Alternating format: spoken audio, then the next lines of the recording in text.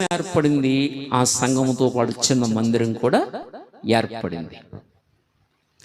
ఇలాగ మన మధ్యలో మందిరం ఉండడం ద్వారా జరిగే మేలులు, జరిగే ఉపకారాలు, జరిగే ఆశీర్వాదములు, వచ్చే దీవెనలు ఏమిటని చూస్తే, మొట్టమొదట దేవుని మనస్సు మన యందు అసహ్యపడదు.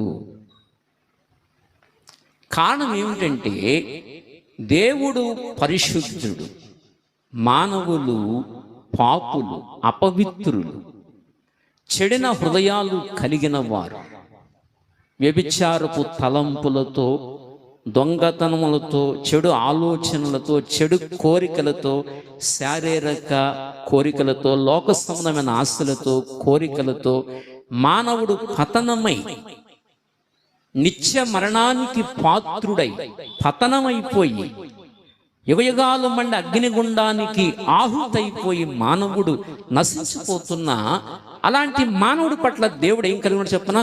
కోపం, అసహ్యత దేవుడు కలిగి ఉన్నాడు. అదే సమయంలో దేవుడు ప్రేమ కలిగిన వాడు కూడా. పాపం అంటే ఆయనకి అసహ్యము, పాపం అంటే ఆయనకి ఇష్టం ఉండదు. పాపం మీద కోప్పడతాడు ఆయన. దేవుడు